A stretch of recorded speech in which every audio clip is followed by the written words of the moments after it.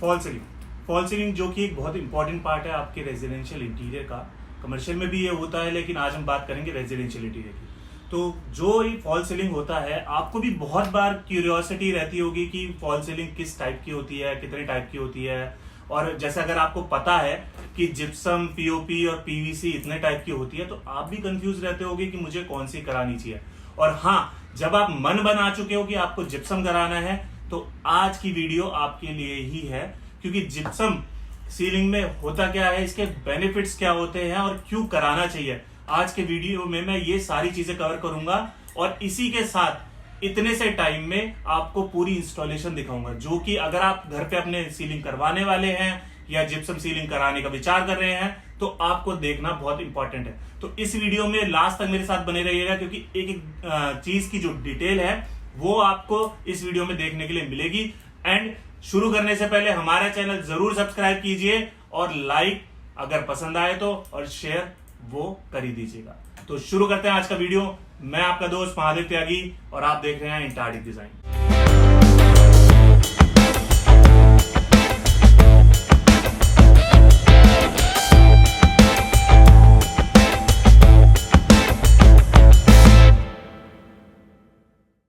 Gypsum ceiling.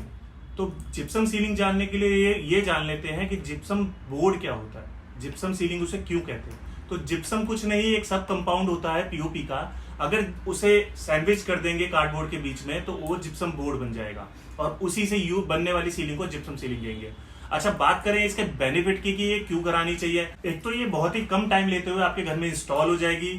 जितना अगर compare करें पीओपी से, तो ये कम से कम आपका 20% टाइम लेगी और पीओपी 100% टाइम लेगी। और अगर कॉस्ट की बात करें तो ये पीओपी से चीपर भी पड़ती है। लेकिन आप कहोगे जी ये तो सब कुछ इसमें बेनिफिट इसी में है, तो हम पीओपी कराए क्यों। हाँ, पीओपी के जो बेनिफिट्स हैं इसके ऊपर, या इसके जो ड्रॉबैक्स हैं पीओपी के ऊपर, वो ये है कि एक तो ये क्रैक इसमें आने के चांसेस रहते हैं। मान लीजिए आप अपार्टमेंट में रह रहे हैं और आपके जो ऊपर वाला फ्लोर है वो अपने फ्लोर में कुछ वर्किंग कराता है या कुछ हार्ड वर्किंग करा रहा है, जिससे कि क्रैक्स आ सकते हैं आपके जिप्सम बोर्ड में, जिप्सम सीलिंग में। एंड पीओपी में जो डिजाइन बन सकते हैं ना, वो जिप्सम में नहीं बन सकते हैं। जिप्सम में आपके कुछ पर्टिकुलर डिजाइन होते हैं वो बन सकते हैं, और पीओपी में आपके बहुत ज्यादा डिजाइन बन सकते हैं। लेकिन आपको समय भी तो देखना है। तो जिप्सम सीलिंग आपके लिए बेस्ट रहेगी अगर आप टाइम को देख रहे हैं, अगर आप कॉस्टिंग को देख रहे हैं और बहुत ज्यादा डिजाइन में नहीं जा रहे हैं। तो जिप्सम सीलिंग के बेनिफिट्स तो ये हो गए। अब प्राइसिंग की बात हम लास्ट में करेंगे, उससे पहले देख लेते हैं कि इसकी इंस्टॉलेशन कैसे होती है। तो इंस्टॉलेशन की अगर बात करें तो जो ये मटेरियल है, मटेरियल साइड पे पहुंचने के बाद जिसमें कि हमारा 3 चीजें होती हैं। एक आपका पैरामीटर होता है, दूसरा मेन होता है और तीसरा ये बोर्ड होता है। बोर्ड की अगर स्पेसिफिकेशन की बात करूं तो 12.5 mm मोटा ये बोर्ड होता है, और जो अपना चैनल्स होते हैं वो एल्यूमिनियम के चैनल्स होते हैं जिसपे ये माउंट होता है। लेकिन अब इसको बनाते कैसे हैं, सबसे पहले हम क्या करेंगे, आप जैसे देख सकते हो कि अंडुलेशन कितनी होती है छतों में, और अंडुलेशन के साथ अगर आप सीलिंग करा रहे हो तो आपको ध्यान रखना चाहिए कि पूरी सीलिंग कराएं, सो दैट कि ये आपकी जो सीलिंग होने के बाद लेवल मिलेगा वो पूरा परफेक्ट लेवल मिलेगा, 0-0, और कोई अंडुलेशन नहीं देखेगी। लेकिन उससे पहले ध्यान रखिए कि अपना वाटर लेवल लगवा के या अपना सूते से उसको सारे जगह लेवल ट्रांसफर कराइए। उसके बाद अपना पैरामीटर लगाना शुरू कीजिए। आप देख रहे हैं कि जैसे 2 पैरामीटर लगाए हैं। एक तो ये है कि हमने एक प्लेन सीलिंग लेना है जो कि पूरी सीलिंग को कवर कर रहा है, जो हमारी एक्चुअल सीलिंग है छत की। और दूसरा पैरामीटर इसलिए कि जो हमें कोव बनानी पड़ेगी बाद में। और ये पैरामीटर लगाने के लिए हमें मार्किंग लेने के बाद सबसे पहले ड्रिल करनी पड़ेगी। और यहाँ पे जो वॉल्स हैं, यहाँ पे लगी हुई है टाइल पे अगर जब ड्रिल करें तो ध्यान रखिएगा ड्रिल बहुत सावधानी से होनी चाहिए। अगर आपने थोड़ी सी भी जल्दबाजी करी और वो जल्दबाजी के चक्कर में टाइल टूट गई, तो आपका काम बहुत ज्यादा बढ़ जाएगा। अच्छा, इस रूम की बात करें तो यहाँ पे हमारे साथ चैलेंजेस आए कि एक हमारे को एसी है, क्योंकि हमारी जो सीलिंग है वो करीब 8 से 9 इंच नीचे आ रही थी कोव को लगा के और कुछ डिजाइन को लगा के, क्योंकि हमने प्लेन सीलिंग भी लिया है यहाँ पे। तो हमने हमारी जो सीलिंग है उसके साथ चैलेंजेस आ रहा था। हमारा जो एसी आप देख रहे हो ये काफी ऊपर लगा हुआ था, 4 इंच स्पेस बच रहा था, उसे हमें नीचे कराना है। और क्या कहते हैं, अलमीराज के आप शटर्स देख रहे हो, उसे भी हमें ऑल्टर कराना पड़ा। तो ऑल्टर कराने के लिए हमने वो भी चैलेंज लिया, उसे भी हमने ऑल्टर कराया, जिसके लिए हमें हिंजेस उसमें दोबारा लगवाने पड़े और वो हमने चैलेंज लिया और उसको हमने टेकअप करा। और रही बात सीलिंग के साथ इंपॉर्टेंट चीज जो छूटनी नहीं चाहिए, वो हो गई उसकी वायरिंग। आप अगर सीलिंग में लाइटिंग नहीं देंगे तो उस सीलिंग का कोई फायदा नहीं है। लाइटिंग इसीलिए ऊपर दी जाती है ताकि आपको एक इल्यूमिनेटिंग और नॉन डिस्टर्बिंग एनवायरनमेंट मिले लाइट का, और उसके साथ साथ कोव इसलिए दी जाती है ताकि कोव लाइट आप लगा सको एक कोजी, एक अच्छे, एक डिम एनवायरनमेंट के लिए। तो लाइटिंग के साथ भी ध्यान रखें। और हमने उसी के साथ जैसे ही हमारा पैरामीटर इंस्टॉल हो गया साइट पे, और उसी के साथ हमने अपनी वायरिंग शुरू करा दी। पैरामीटर इंस्टॉल होने के बाद हमें क्या करना है कि हमारे को रेस्ट कराना है अपना मेन, लेकिन उससे पहले हमें सीलिंग पे फास्टनर करना पड़ेगा, सीलिंग पे फास्टनर लगाने पड़ेंगे, सो दैट कि हमारे मेन को पैरामीटर के साथ साथ सीलिंग से भी सपोर्ट मिल जाए। और हमारा पैरामीटर और हमारा मेन जितना स्ट्रांग होगा उतनी हमारी सीलिंग की लाइफ होगी, कभी गिरने का कोई प्रॉब्लम ही नहीं आएगा। तो वो हमने कराया साइड पे, उसको अच्छे से इंस्टॉल कराया। उसके बाद हमने क्या करा कि प्लेन सीलिंग जो आप देख रहे हो, प्लेन सीलिंग पे हमने बोर्ड माउंट करने स्टार्ट कर दिए। और प्लेन सीलिंग पे माउंट करने के बोर्ड के साथ साथ कि हमने लटक लगानी शुरू कर दिया। लटक सस्पेंशन होता है जो कि कोव के अंदर वाली टक्कर होती है।